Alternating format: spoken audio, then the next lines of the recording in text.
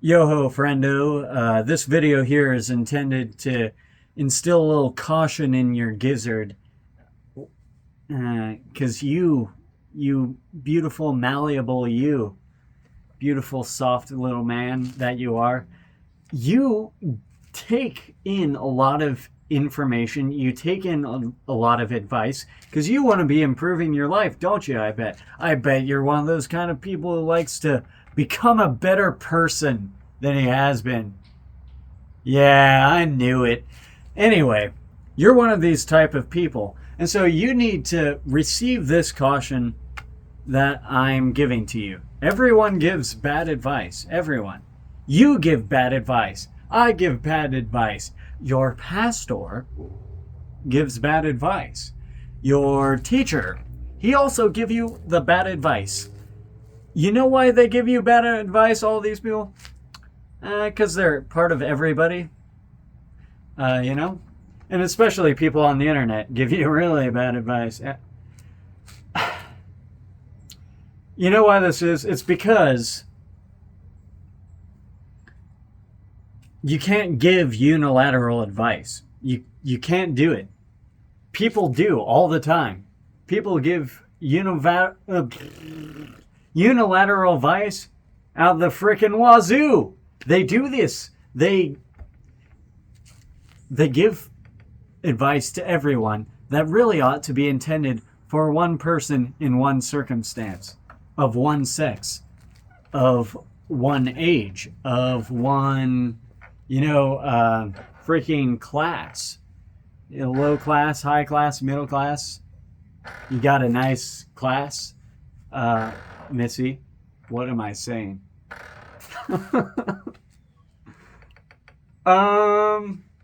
Ignore that maybe. Anyway, back to the video, right? So unilateral advice is a dangerous, diabolical, douchebag little dingus thing that gets thrown around quite a lot.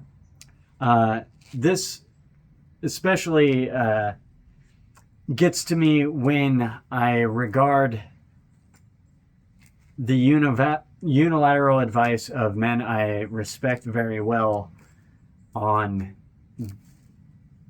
what sort of standard you need to achieve before beginning to court a woman with the end of marriage as a young godly man, and especially as a young godly man in NSA.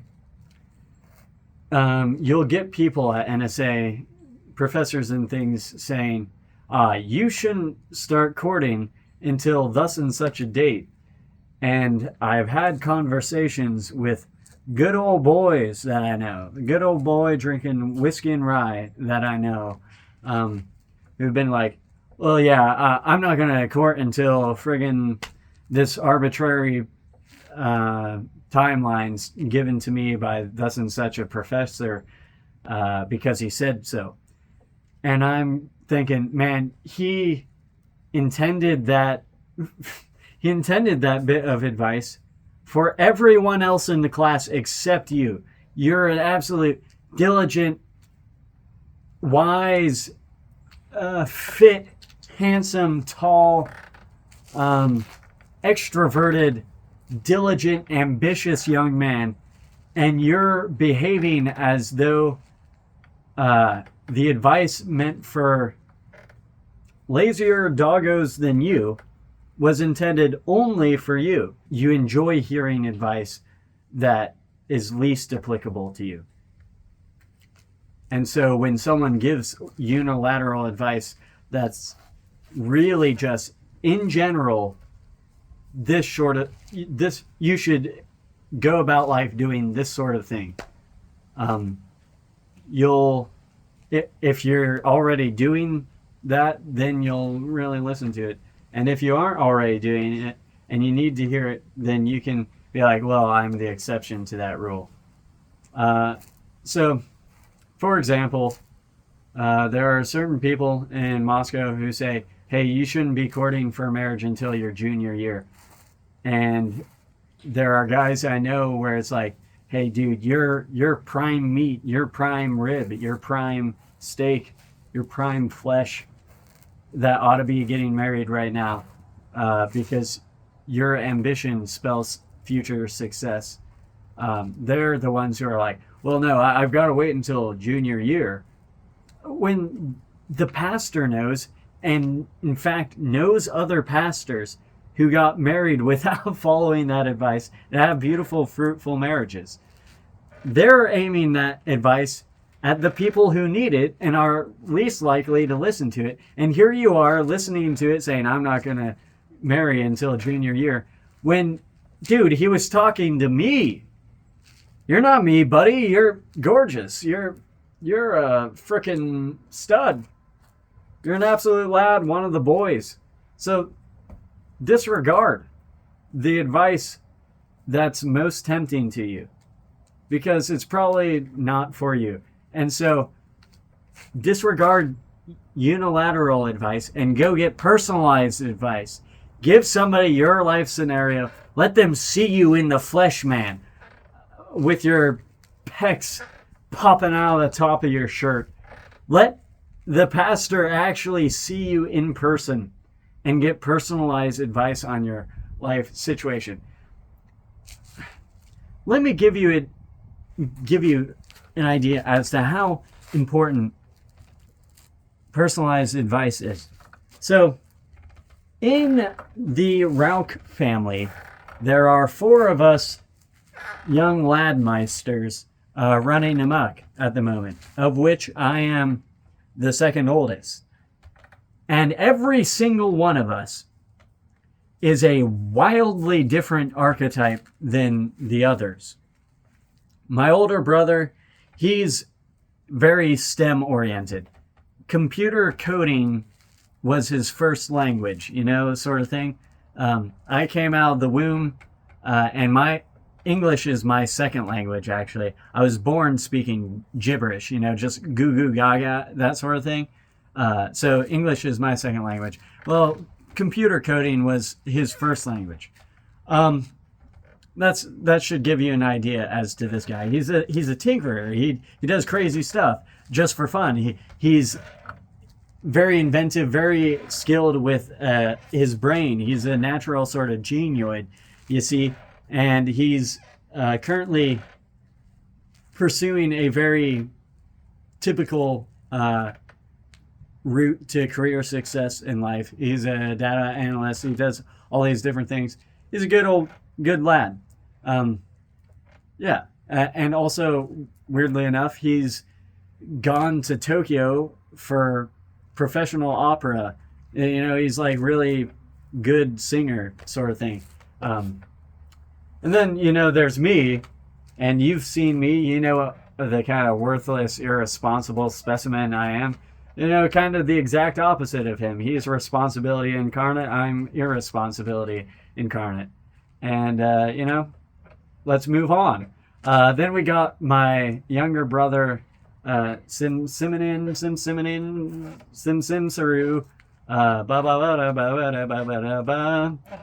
and he's the closest thing in the Rauch family to what you could call a jock. He still gets good grades and everything. But I could practice at a sport for 3 months and pick it up really well for myself. Pick it up real quick. And then the first day he tries it without instruction, he would be doing better than I am. All the athletic genes that deigned to skip me, he kind of got in spades. And so, yeah, he's an athletic specimen, hard worker, where other Rauchs are more cerebral. They're brainy.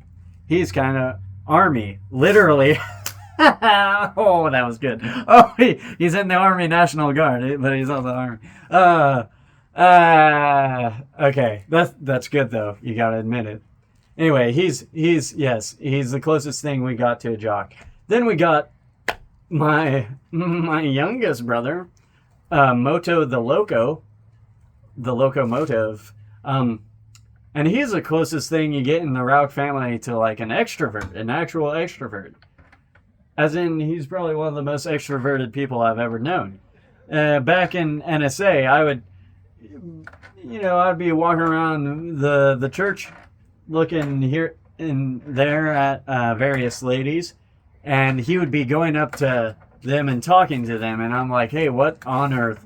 That lady is in my class. I don't know her name, and she's like giving him autographs and things. So he's very socially gifted. Yeah, he's socially gifted. Simeon's physically gifted, athletically gifted. Judah's like engineeringly gifted, very, very STEM oriented. And me, I'm gifted in the respect that it's used as a soft insult. Oh, that guy, he's gifted. Yeah. Yeah. Yeah. Anyway. Yeah, so there we are. All four of us. All four freaking close brothers in a family. None of us really being too much of a black sheep. And if you were to counsel any one of us with the same career advice you would give to any one of the others, you're bad at giving advice. You're a poor counselor. So just apply that to giving advice to anybody in life. Unilateral advice is bad. It's dumb. It's friggin' dumb. You need personalized counsel. Counsel, my dear lad, not unilateral advice. If you're the kind of guy who watches a ton of David Goggins, you may need to consider the fact that that's not the kind of messaging you need, and that you're already an ambitious, disciplined dude, and you need to be focusing on other parts of life, because gym is the only thing you do. Okay? There's that. Then again, if you... Yeah, so I'm just saying, the kind of advice, the kind of counselors online that you surround yourself with are often some of the guys whose messaging is the least useful to you. And so I've been very intentional about curating my algorithms to give me advice that I am needing because I'm actually deficient in it. And I know it because everyone tells me I'm a skinny twink.